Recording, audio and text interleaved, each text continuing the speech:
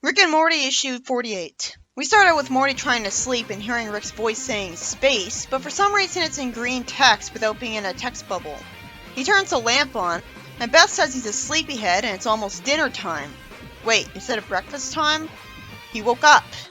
She asks him to help her make space at the table and calls him baby. That combined with her freaky wide smile is getting me suspicious of her. Not to mention the second panel and the cover. Morty says that she's not supposed to cook at 1 o'clock, as I wonder why he's not questioning why he's getting turkey for breakfast. I guess he was just having a nap. He says that when Beth put rags and a carton of butter in the oven, the house smelled for a week. Beth, instead of being offended, somehow just laughs and says he's silly for thinking she'd have wine on a weekday. Is this a parallel universe, Beth? Or somehow Rick? Is it all a dream of Morty's that Rick's making him have? Because even in the dream, she still technically drinks, just not on weekdays. Beth reveals that Jerry worked hard to get them a turkey, and Morty's confused that Jerry now has a job. She puts her hand on his forehead and asks if he has a fever, while uncharacteristically calling him Sprout. Then Jerry happily comes home wearing a fancy suit, and Summer hugs him calling him Daddy, and it turns out he's the world's best marketing exec in this universe. If this was a simulation of Rick's, then Jerry would be the most pathetic loser ever. Jerry appreciates that Beth made turkey, and she calls him the best husband ever. Morty swears in confusion, and Beth scolds him, and Summer's shocked at it. Jerry reassures her that he's just worked up from teen hormones, and Jessica's coming over later. Summer teases him that he and Jessica are in love. Why would a teenager joke about that instead of just being used to it and bored, or congratulating him? Everyone else is portrayed as being at their ideal state, but Summer's being portrayed as having the mind of a little girl. But she's happy, so that's all that matters. I guess this has to do with the fact that Morty liked Summer more when he was a kid, so his ideal version of her is her when she was more like a kid. But she's not a kid while she's at it. His family somehow doesn't question why he's confused that they know he's dating Jessica, and Beth says there's no secrets in this family. Jerry says they might need to throw a ball around together to work off his energy. Then Snuffles the dog shows up, and he says space while his eyes in the background look the same. I like the intriguing mystery going on, and because I know it's a good comic, I have every reason to trust the comic to explain it instead of just being mad that it's not filling in a plot hole right away that makes the whole plot impossible. Anything is possible in a series where there's a mad scientist who can create anything. Morty then asks where he is and what's happening, as he's in an alien planet with Rick behind him. He sees a crystal as Rick gets sent away by light and knocked over in front of some spear-wielding knight. The crystal looks like a flower all of a sudden. Then all of a sudden, Morty's back to the ideal universe and asks where Rick is. Jerry lampshades that he's on a first-name basis with his grandfather, and it turns out that in this universe, Rick is just staring blankly while sitting on a chair. He was taking Morty to the Boy Scouts. Him and not Jerry for some reason. I guess because Jerry was too busy with work. And he put his body out to protect Morty from a milk truck, but took a bump. He'll never be the same again. So how is he here instead of at the hospital as a coma patient? Morty can't believe he sacrificed himself for him. And Beth tells him that he'll do anything for him and loved his whole family and was so unselfish and giving. That stands out in huge contrast to last issue where he said his family was replaceable. But if this whole universe was just a simulation of Rick's to try to get Morty to think better of him, it would have made Jerry even more pathetic. It's obvious what this means. Morty thinks Rick being smart isn't worth it. Although you'd expect him to want him to be Doofus Rick instead, because Doofus Rick's nice and smart. But even Doofus Rick's technology can backfire and be more harm than good, like when Jerry was upside down with a malfunctioning jetpack one time. And he kind of has every reason to resent Rick and want him to get what he deserves. Morty says that he thinks he's in the wrong dimension or someone's goofed with reality. But finally, he's smart enough to admit that it might be for the best because he might like it here. This would be the happiest ending for the comic ever. Then we cut to Jessica and Morty together. She tells him to give him a little space, and she's glad he asked her to go steady, and he's made her the happiest, luckiest girl in town. Then for no apparent reason, her chest is replaced with Rick's face, telling Morty to wake up because they're all about to die. Morty wakes up, and Rick explains that they did a bunch of treasure hunting in space and found a flower that would grant divine power to whoever claims its fruit. But bad guys found it by the time they got here, and before they could kill them, Morty drank the flower instead of Rick. Why does Rick think he doesn't know all this? He just assumes that Morty forgot all this? Morty became a cosmic entity and stopped them, but then his weak little mind retreated into a fantasy world.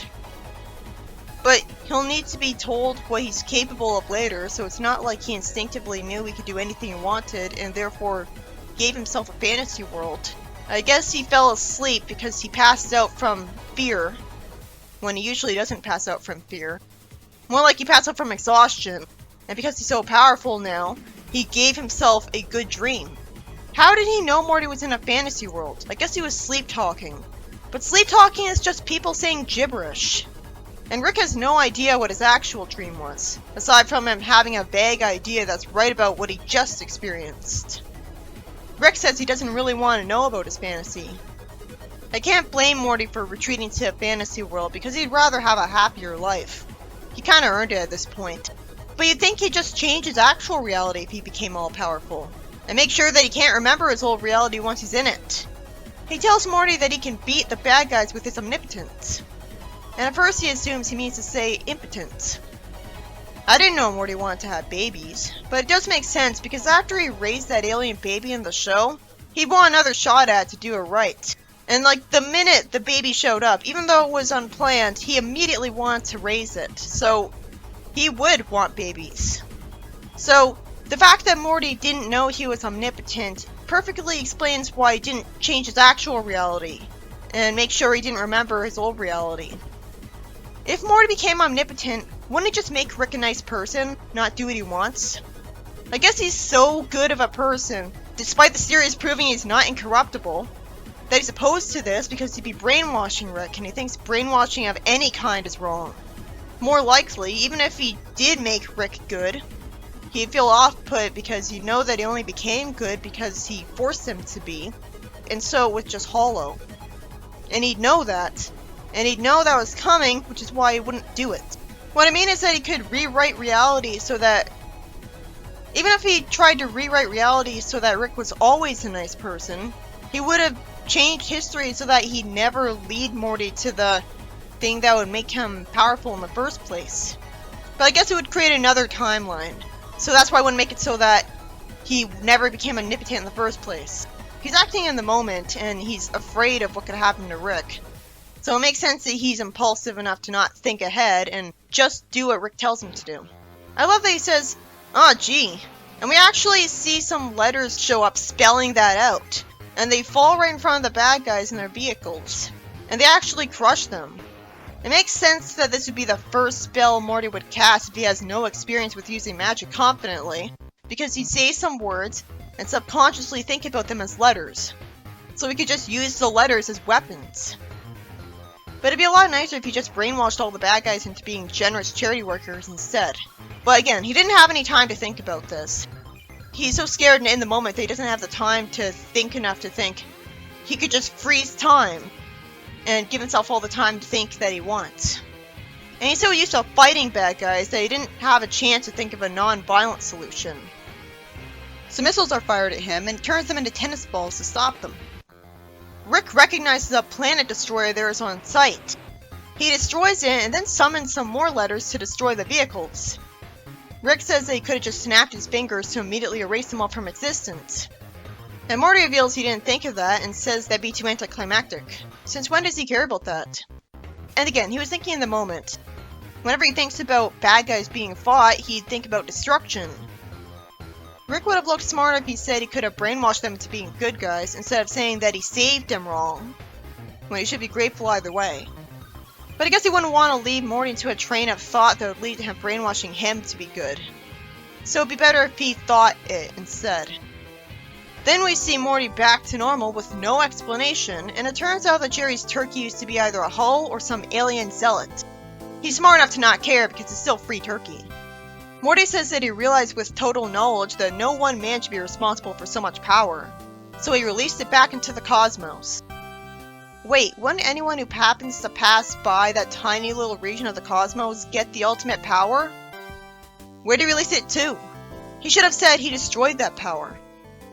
It sure was unselfish of him to not use his power to make the ideal fantasy world real and make himself think he was always a regular person living in it. That was the obvious idea. Beth says that Morty could have done so much good with that amount of power, like cured disease, erased world hunger, or cured equine influenza. Summer's of course selfish, saying that he could have made them rich. Rick calls him stupid, and Morty says that he didn't think of that.